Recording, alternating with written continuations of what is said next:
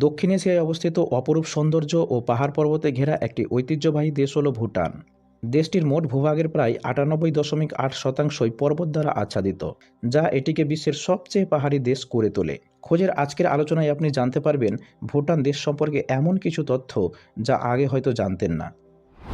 পৃথিবীর মধ্যে ভুটান এমন একটি দেশ যেখানে সফলতার অর্থ সম্পদ নয়, বরং খুশি। দেশটির অধিবাসীরা জিডিপির পরিবর্তে জিএনএইচ অর্থাৎ গ্রস ন্যাশনাল হ্যাপিনেসকে সর্বাগ্রে প্রাধান্য দেয়। জিএনএইচ এমন একটি পদক্ষেপ যেখানে টেকসই উন্নয়ন, পরিবেশ সংরক্ষণ, সাংস্কৃতিক সংরক্ষণ এবং সুশাসনের ওপর বিশেষ দৃষ্টি নিবদ্ধন করে নাগরিকদের মঙ্গলকে অগ্রাধিকার দেওয়া হয়। এই ধারণাটি ভুটানের চতুর্থ রাজা জিগমে সিংহে ওয়াংচুক 1970-এর দশকে চালু করেছিলেন। সমগ্র বিশ্বে একমাত্র কার্বন নেগেটিভ দেশ হলো ভুটান, যার অর্থ হলো দেশটি যতটা পরিমাণ কার্বন ডাই অক্সাইড উৎপন্ন করে তার চেয়ে বেশি কার্বন ডাই অক্সাইড শোষণ করে নেয়। দেশটির সংবিধান অনুসারে কমপক্ষে 60% জমি বনভূমিতে আবৃত থাকতে হবে। বর্তমানে ভুটানে 70%-রও বেশি অঞ্চল বনভূমিতে ঢাকা।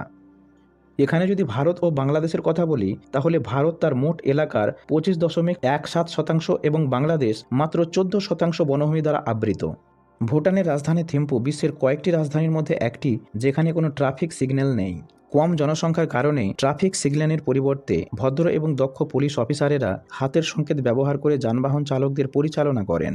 দেশটিতে কখনো ট্রাফিক লাইট ব্যবস্থাপনা করা হয়নি এমনটা কিন্তু নয়। লাইটগুলি কিছুক্ষণের জন্য ব্যবস্থাপনা করা হয়েছিল, কিন্তু নাগরিকরা সেগুলিকে নৈর্ব্যক্তিক বলে মনে করার কারণে তা সরিয়ে ফেলা হয়। ভুটান বিশ্বের প্রথম দেশ যেখানে তামাকজাত দ্রব্য বিক্রি ও উৎপাদন করা সম্পূর্ণরূপে নিষিদ্ধ করা হয়েছে। জনগণের সংস্পর্শে ধূমপান করা কঠোরভাবে নিষিদ্ধ এবং তামাকজাত দ্রব্য আমদানিতেও ভারী কর আরোপ করা হয়। স্বাস্থ্য ও পরিবেশগত স্থায়িত্বের প্রতি ভুটানের প্রতিশ্রুতির অংশ হিসাবে এই নিষেধাজ্ঞা জারি করা হয়েছে। ভুটান বিশ্বের সবচেয়ে বিপন্ন প্রজাতির কিছু প্রাণীর আবাসস্থল, যার মধ্যে রয়েছে রয়্যাল বেঙ্গল টাইগার, তুষার চিতাবাঘ এবং কালো গলার সারস।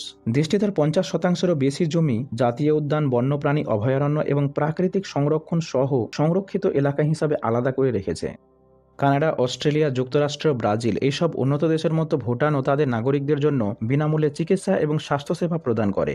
গত কয়েক দশক ধরে ভুটান সাক্ষরতার হার এবং আয় বৃদ্ধিতে উল্লেখযোগ্য অগ্রাধিকার অর্জন করেছে। ভুটান পূর্ব হিমালয়ে অবস্থিত, যেখানে বিশ্বের সর্বোচ্চ কিছু শৃঙ্গ রয়েছে, যার মধ্যে 7570 মিটার উচ্চতায় অবস্থিত গাংখার পুয়েনসুম বিশ্বের সর্বোচ্চ পর্বত, যা এখনও পর্যন্ত আরোহণ করা হয়নি। পাহাড়গুলি কেবল মনোমুগ্ধকরই নয়, ভুটানি জনগণের জন্য গভীর আকস্মিক তাৎপর্য বহন করে। দেশটি রুক্ষ ভূখণ্ড, গভীর উপত্যকা এবং ঘন বন দ্বারা আচ্ছাদিত। এই পাহাড়গুলি বিভিন্ন উদ্ভিদ এবং প্রাণীর বাসস্থল, যার মধ্যে চিতা এবং লাল পান্ডার মতো বিরল প্রজাতি রয়েছে। দেশটি তার স্থাপত্যের জন্য এক আলাদা ঐতিহ্য ও সৌন্দর্য বহন করে। ভুটানি ভবনগুলির বৈশিষ্ট্য হলো তাদের খাড়া ঢালু ছাদ, যা প্রায়শই কাঠ এবং শিঙ্গল দিয়ে তৈরি। এই নকশা পাহাড়ি অঞ্চলের ভারী বৃষ্টিপাত এবং তুষারপাত থেকে বসবাসকারীদের রক্ষা করে। এখানকার বেশিরভাগ ভবনগুলি কাদা, কাঠ, পাথর এবং খুঁটি ব্যবহার করে তৈরি এবং সাদা, লাল ও খয়েরি রঙের প্রলেপ করা থাকে, যা বিশুদ্ধতা এবং সরলতার প্রতীক। জটিলভাবে খোদাই করা কাঠের জানালা এবং দরজা ভুটানি স্থাপত্যের একটি বৈশিষ্ট্য। নকশাগুলি প্রায়শই ধর্মীয় প্রতীক, ফুলের নকশা এবং জ্যামিতিক আকারে অন্তর্ভুক্ত থাকে। ভুটান তার ঐতিহ্যবাহী ক্যান্টিলিভার সেতুর জন্য বিশ্ববিখ্যাত, যেটা সম্পূর্ণরূপে কাঠের তৈরি প্রকৌশলগত এক বিস্ময়। ইন্টারলকিং কাঠের বিম এবং তক্তা ব্যবহার করে এই সেতুগুলি পেরেক বা ধাতব সাপোর্ট ছাড়াই তৈরি করা হয়। পানাখা ঝুলন্ত সেতু ভুটানের দীর্ঘতম এবং সবচেয়ে প্রতীকী ঐতিহ্যবাহী সেতুগুলির মধ্যে একটি। 1970 সাল পর্যন্ত ভুটান বিশ্ব থেকে মূলত বিচ্ছিন্ন ছিল, যেখানে কোনো রাস্তা, টেলিফোন বা ইন্টারনেট ছিল না। 1999 সালে দেশটিতে প্রথম টেলিভিশন অনুমোদিত হয়েছিল, যার ফলে ভুটান আধুনিক মিডিয়া গ্রহণকারী বিশ্বের শেষ দেশগুলির মধ্যে একটি হয়ে উঠেছে। ভুটানের চতুর্থ রাজা জিগমে সিংহে ওয়াংচুকের রাজ্য অভিষেকের সাথে সাথে টিভি এবং ইন্টারনেটের প্রবর্তন ঘটে। উনি বিশ্বাস করতেন যে ভুটানের বিশ্বের সাথে সংযোগ স্থাপনের সময় এসেছে। ভুটানের জাতীয় ভাষা হলো জংখা। স্থানীয়রা দেশটিকে নিজেদের ভাষায় দ্রুক ইউল বলে সম্বোধন করে, যার অর্থ হলো ল্যান্ড অফ থান্ডার ড্রাগন বা বজ্রপাতের দেশ।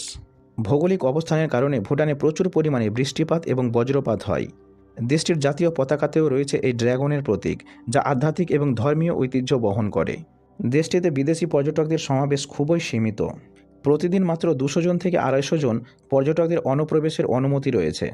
ভুটানের নিয়মিত পর্যটন নীতি হল অর্থনৈতিক সুবিধার সাথে সাথে সাংস্কৃতিক সংরক্ষণ এবং পরিবেশ সংরক্ষণের ভারসাম্য বজায় রাখার একটি সুচিন্তিত এবং চিন্তাশীল পদ্ধতি। পরিমাণের চেয়ে গুণগত মানকে অগ্রাধিকার দিয়ে ভুটান নিশ্চিত করে যে এর প্রাকৃতিক সৌন্দর্য, আধ্যাত্মিক ঐতিহ্য এবং জীবনযাত্রা ভবিষ্যৎ প্রজন্মের জন্য অক্ষত থাকবে।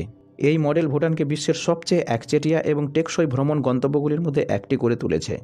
ভুটানিজ খাবার তার অসাধারণ স্বাদ এবং অনন্য সংমিশ্রণ সহ অন্যান্য খাবার থেকে আলাদা, বিশেষ করে অ্যামাদোস্তি। এটি ভুটানিজ খাবারের স্বতন্ত্রতা, এর তীব্র মশলাযুক্ত স্বাদ এবং ক্রিমি পনিরের ভিত্তির উদাহরণ দেয়। স্থানীয় উৎপাদন, সরলতা এবং সাংস্কৃতিক তাৎপর্যের ওপর জোর দেয়া ভুটানিজ খাবার দেশের পরিচয় এবং মূল্যবোধের প্রকৃত প্রতিফলনকে ফুটিয়ে তুলেছে। ভ্রমণকারীদের জন্য ভুটানিজ খাবার কেবল একটি রন্ধন সম্পর্কীয় অভিজ্ঞতা নয়, বরং থান্ডার ড্রাগনের ভূমির হৃদয় ও আত্মার সাথে সংযোগ স্থাপনের একটি উপায়। দেশটির মোট ভূখণ্ড বা ক্ষেত্রফল হল 3,08,394 বর্গ কিলোমিটার এবং ভুটানের জনসংখ্যা প্রায় 8 লক্ষের কিছু বেশি, যা দেশটিকে বিশ্বের সবচেয়ে কম ঘনবসতিপূর্ণ দেশগুলির মধ্যে একটি করে তুলেছে। ছোট ও ঘনিষ্ঠ সম্প্রদায়ের কারণে দেশটি তার ঐতিহ্য এবং জীবনযাত্রা সংরক্ষণ করতে সক্ষম হয়েছে। ভুটান সাংস্কৃতিক, সামাজিক, রাজনৈতিক এবং সাংবিধানিকভাবে একটি বৌদ্ধ দেশ। দেশটির মোট জনসংখ্যার প্রায় 74.7% বৌদ্ধ, তবে 22.5% হিন্দু, 1.9% বন, 0.5% খ্রিস্টান এবং 0.1% অন্যান্য। এদের সংবিধানে বলা হয়েছে যে বৌদ্ধ ধর্ম হল রাষ্ট্রের আধ্যাত্মিক ঐতিহ্য। ভুটানের ঐতিহ্য, আধ্যাত্মিক এবং আধুনিকতার অনন্য সংমিশ্রণ দেশটিকে বিশ্বের সবচেয়ে আকর্ষণীয় এবং মনোমুগ্ধকর দেশগুলির মধ্যে একটি করে তোলে। টেকসই উন্নয়নকে আলিঙ্গন করার সাথে সাথে এর সাংস্কৃতিক এবং পরিবেশ সংরক্ষণের প্রতিশ্রুতি বিশ্বের অন্যান্য দেশের জন্য একটি উদাহরণ স্থাপন করে।